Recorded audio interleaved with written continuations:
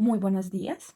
El segundo fármaco que tiene como blanco los canales de calcio del músculo del miocardio es el diltiazem. Este es un fármaco antiarrítmico tipo 4 que es derivado de la benzodiazepina. Fue aprobado por la FDA en 1982 y a pesar de que tiene 40 años aproximadamente, está todavía en la lista de los 75 fármacos que más se prescriben en Estados Unidos. Sus usos principales son en angina de pecho estable, inestable y variable, también en isquemias y en hipertensión sistémica, además en arritmias supraventriculares. Pero no solamente eso, sino que a lo largo del tiempo se ha usado en otras condiciones, como es para tratar fisuras anales de manera tópica, calambres en la parte inferior de la pierna, hipertensión pulmonar y proteinuria asociada a nefropatía diabética, entre otras patologías. Ahora hablaremos de la farmacocinética del diltiazem. Para empezar, veamos su absorción y su biodisponibilidad. El diltiazem tiene una buena absorción por vía oral, aproximadamente del 80%. Sin embargo, su biodisponibilidad es más baja, aproximadamente del 40 al 50%. ¿Pero por qué pasa esto? Porque los porcentajes son tan diferentes. Esto pasa porque la biodisponibilidad se ve reducida por el extenso metabolismo de primer paso que se lleva a cabo en el hígado. Sin embargo, para que entendamos esto mejor, les voy a explicar este diagrama. El diagrama empieza con la administración por vía oral a través de una cápsula, normalmente del diltiazem. Luego llega al estómago, donde se da una desintegración a moléculas más pequeñas. Estas van a entrar en solución con los jugos gástricos del estómago y van a llegar al intestino delgado, donde por diferentes mecanismos van a poder entrar al drenaje venoso, que va a llegar a la circulación porta, donde va a terminar en el hígado. Y acá se va a llevar a cabo el metabolismo, del cual les hablaré más adelante. Ahora hablaremos de su metabolismo, que como ya lo habíamos mencionado, se lleva a cabo en el hígado, es de primer paso y además es extenso. Es importante que veamos que es altamente metabolizado, ya que solamente del 0.1% al 4% de la dosis es excretada en forma pura en la orina. ¿Qué es lo que sucede? Que un metabolito desacetilado es metabolizado por la N-desmetilación o la O-desmetilación y se cataliza de manera primaria por las citocromos P450-3A4 y se vuelven metabolitos activos, que van a ser en este caso el desacetil-diltiazem y el N-desmetil-diltiazem, que podemos ver a este lado en la estructura química, donde el diltiazem pasa a ser, esta parte es la que cambia específicamente y pasa a ser desacetil-diltiazem. El diltiazem tiene una eliminación hepática, es decir, tiene una excreción biliar. ¿Qué pasa? Que los transportadores de la membrana canalicular del hepatocito van a mover los metabolitos hacia la bilis, la cual, como ya sabemos, va a llegar al tracto gastrointestinal, donde tiene dos posibles vías. La primera se puede reabsorber en el intestino o la segunda en la que se da la interrupción del ciclo enterohepático. Es importante que sepamos que las excreciones biliares y el porcentaje de fármaco que no se absorbe se va a ir en las heces. El diltiazem tiene un porcentaje de proteínas en plasma del 78% y la porción de fármaco libre que queda se va a distribuir entre la orina para irse o entre las heces en un porcentaje de aproximadamente 2 a 4% y 60% respectivamente. Es importante también que sepamos que el diltiazem tiene un tiempo de vida media de 4.4 horas. Esto es importante para saber en qué periodo de tiempo su concentración inicial va a bajar a la mitad y así controlar de mejor manera la posología de este fármaco. A continuación observaremos el volumen de distribución del diltiazem en una mujer de 60 kilos. Para empezar, lo que hicimos fue buscar el dato de farmacocinética de volumen de distribución en el libro de farmacología de Goodman. Encontramos que es 3.3 litros por kilogramo. Este valor de 3.3 lo multiplicamos por el peso de la mujer, que en este caso es 60, y nos dio un valor de 198. Pero para poder interpretar este resultado es importante que conozcamos lo siguiente.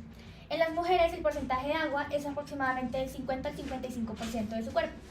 En este caso, al realizar los porcentajes, nos dimos cuenta que el agua es 33 litros para esta mujer y esos 33 litros se dividen a su vez en 22 litros de líquido intracelular y 11 litros de líquido extracelular, el cual a su vez se divide en 8.25 litros de líquido intersticial y 2.75 litros de plasma. Es decir, que este valor es más alto que cualquier cantidad de agua en el cuerpo de la mujer. Esto nos indica que se está quedando atrapado el fármaco en algún órgano, en algún sitio del cuerpo de la mujer.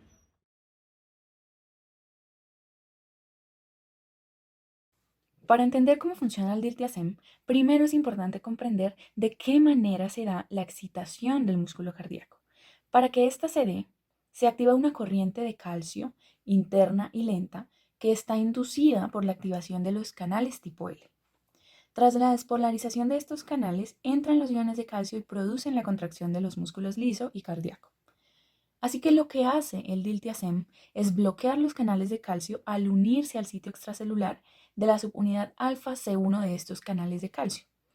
Esto requiere cambios conformacionales de la membrana que están inducidos por el voltaje, es decir, son voltaje dependientes.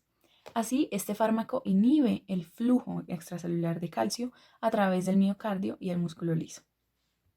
El efecto vasodilatador del diltiazem se acompaña de una disminución de la presión arterial, de la resistencia vascular y de la resistencia coronaria.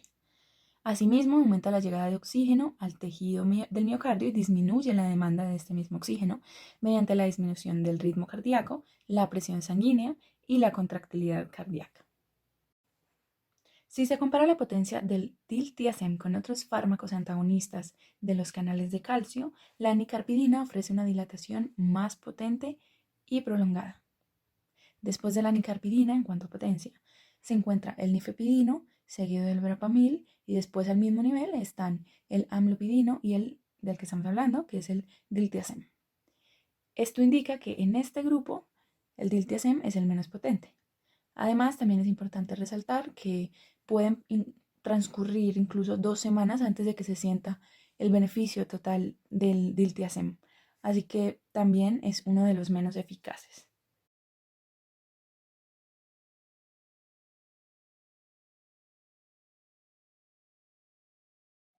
Ahora hablemos un poco de los canales de calcio en donde actúa el dialtazem. Estos son los canales de calcio voltaje dependientes tipo L. Acá podemos ver una imagen de un miocito cardíaco y en esta parte se encuentran los canales de calcio tipo L. Estos están en la membrana plasmática, pero están en una región cercana a la membrana del retículo sarcoplasmático.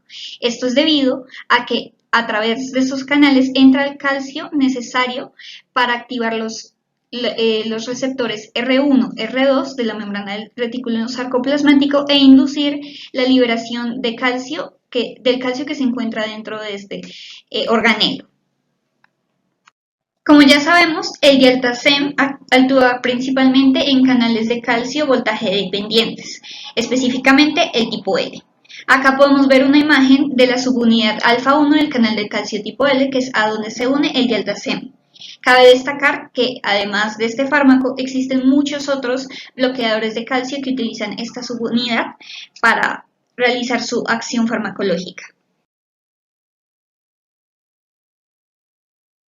Finalmente, en cuanto al desarrollo de medicamentos, uno de los artículos más recientes que habla sobre el dialtazem es este de 2000, que habla de la interacción entre el dialtazem y la simvastatina. La simvastatina es un fármaco utilizado para disminuir el colesterol. Ambos fármacos son metabolizados por la misma enzima, la CYP3A, y son fármacos que se suelen administrar juntos debido a que los pacientes con cardiomiopatías suelen requerir tratamiento para la disminución del colesterol. En este artículo se midió el efecto que tenía el dialtazem sobre la farmacocinética de la simvastatina. Se encontró que no se afectó el tiempo de concentración máxima de la simvastatina, pero sí el área bajo la concentración.